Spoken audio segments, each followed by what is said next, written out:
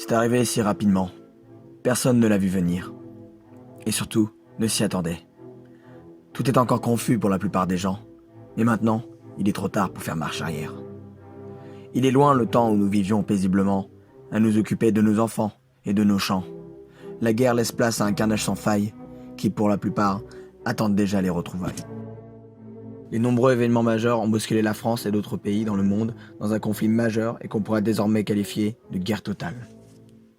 Depuis qu'Emmanuel Macron est devenu président de la France, le 14 mai 2017, de nombreuses politiques de refus et de montée de pouvoir de partis, tels que des socialistes, des communistes ou bien encore d'extrême droite, ont fait apparaître des no-man's land sur plusieurs frontières de certaines régions de la France. Comme celui de Mélenchon avec le royaume de Bordeaux. Le royaume de Bordeaux qui est dirigé depuis peu de temps par le roi Alain Juppé, qui s'est proclamé lui-même roi de Bordeaux et de sa région. Dès l'arrivée de Juppé au pouvoir, une ligne de fer entre le royaume de Bordeaux et les provinces basques s'est créée, ce qui a davantage complexifié les conflits déjà existants et endurci les relations avec la France.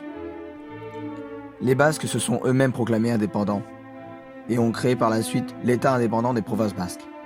Mais les conflits se sont élargis, allant au-delà des frontières françaises. L'Espagne, par exemple, est dirigée désormais par Emmanuel Valls, surnommé El Verdugo, après son coup d'État réussi face à l'ancien État espagnol. Les États-Unis et la Corée du Nord ont signé un pacte de non-agression qui solidifie davantage leurs relations. Le Royaume-Uni a conclu une alliance avec le Royaume de Bordeaux. Theresa May est fière de cet accord qui va solidifier les ententes entre les deux monarchies.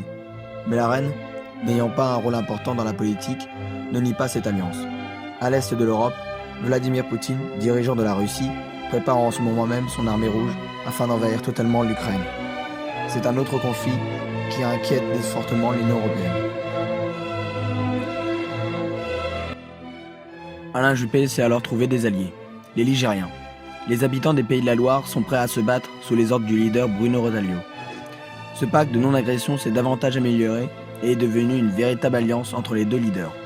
Mais Laurent Wauquiez, un des ennemis politiques du roi Juppé, a fondé un ordre avec ses partisans politiques. Pour contrer cette menace, le grand roi Juppé créa un ordre politique où Laurent Fabius fut nommé leader de cet ordre. Cet ordre porte le nom de l'ordre chevaleresque du Conseil constitutionnel. Les 9 chevaliers de cet ordre sont le chef Laurent Fabius et ses compagnons, tels que Claire Basile Mallory, Valéry Giscard d'Estaing, Dominique Lotin, Corinne Lukens, Nicole Maestrassi, Jacques Mézard, François Pillet et Michel Pinault. Chacun de ces membres ont juré fidélité et dévouement au roi Alain Juppé et au chef Laurent Fabius. Désormais, ces grands chevaliers voyagent dans toute la France pour allier le peuple et d'autres gens à leur cause et même parfois à leur risque et péril.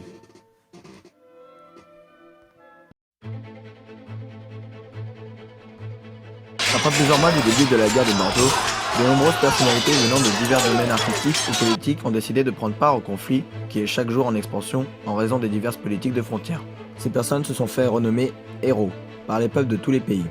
Ils sont surnommés ainsi en raison de leur courage à partir à l'aventure et à surmonter les épreuves. Certains ne cherchent pas la gloire mais plutôt à mettre un terme à cette guerre. Mais pour d'autres, c'est le combat et les batailles sanglantes qui est souvent prisé comme objectif. La liste de ces héros est assez longue. Il y a par exemple le grand auteur français de science-fiction et de spiritualité, Bernard Werber, qui a décidé de prendre part au combat. Après avoir publié sa trilogie des fourmis, il a voulu défendre leur cause et vient soutenir Emmanuel Macron. On retrouve également le journaliste et historien Stéphane Bern, qui a rejoint la cause royale du roi Juppé en compagnie de son ami fidèle Laurent Deutsch, l'acteur et auteur historien. Marc Vera, célèbre cuisinier gastronomique, se bat plutôt pour la cause animale. Il va de village en village et tente de rassembler des fidèles à sa cause. Brigitte Bardot, la grande beauté du cinéma d'autrefois et chanteuse, qui a longtemps convoité Gainsbourg, rejoint aussi la cause de Marc Vera. Secrètement, Yannick Jadot prépare en ce moment son armée pour rejoindre ces deux héros, unis pour la même cause. Et on retrouve des personnes plus particulières comme le chanteur, musicien et leader du groupe Indochine, Nicolas Sirskis, ou bien le journaliste et spécialiste du rock, Philippe Manœuvre, qui reste neutre pour le moment. François Langlais est aussi considéré comme un héros, malgré qu'il soit un ambassadeur et par l'occasion aussi espion pour le président Macron.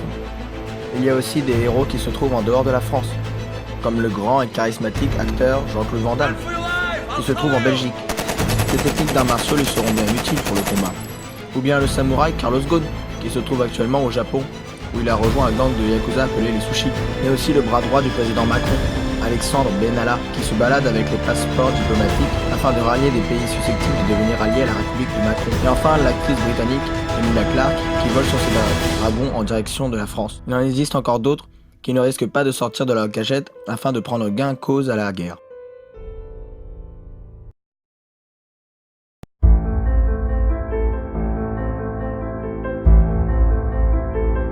Le royaume de Bordeaux est réellement considéré comme un royaume utopique par la plupart du peuple. Pour savoir comment Alain Juppé en est venu à devenir roi et à venir à une guerre mondiale, il faut revenir aux sources. En novembre 2018, c'est le début de la crise des Gilets jaunes. Des milliers de personnes manifestent dans la rue pour avoir plus d'égalité sociale et économique. En janvier 2019, Mélenchon profite de la pagaille des Gilets jaunes pour envoyer ses fidèles amis, les Black Blocs, à l'assaut de la royale forteresse du président Macron, Paris. Le 14 février 2019, croyant se débarrasser de Juppé, Macron le force à démissionner de la mairie de Bordeaux pour aller au Conseil constitutionnel. Cela fut le début des tensions entre les deux politiciens. Le 18 février, Alain Juppé s'autoproclame roi du royaume de Bordeaux, un territoire qui ne se limite qu'au département de la Gironde au départ. À partir du 20 février 2019, Alain Juppé conquit tous les départements de la région de la Nouvelle-Aquitaine. En moins d'une semaine, il réussit à renverser tous les préfets et devient roi absolu. Il suit l'idéologie du pan-bordellisme. Cela veut dire regrouper dans son royaume unique tous les peuples d'origine bordelaise et de Nouvelle-Aquitaine.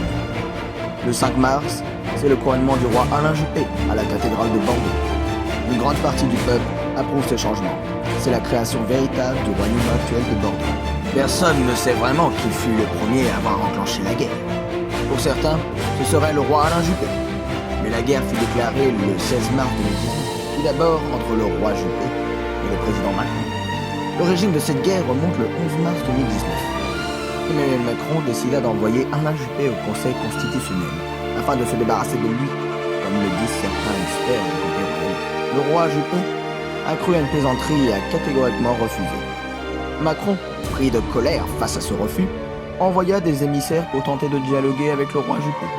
Mais cela ne changea rien de la situation. Et c'est lors du retour des émissaires de Macron qu'un groupe de Bordelais les attaquait. Les émissaires furent tous tués. Macron, choqué et enragé de cet affront, déclara officiellement la guerre au royaume de Bordeaux le 16 mars 2018. Depuis 7 mars, Juppé tenta un coup d'État à Paris, malheureusement il fut manqué. C'est ainsi que le 18 mars fut retransmis dans toutes les radios et télévisions l'appel du roi Juppé à tous ses fidèles, leur demandant de résister à l'envahisseur macroniste. Puis du 15 au 16 avril, lors de l'incendie de Notre-Dame de Paris, programmé par les Bordelais, Juppé se promena au sein de la cathédrale pour se proclamer Messie et envoyé de Jésus. Il vole au passage le coq qui se trouvait sur la flèche de la cathédrale, puis il installa le coq de bronze sur la cathédrale de Bordeaux. Le 5 mai, Juppé nomme Éric Lallemand comme grand conseiller du roi.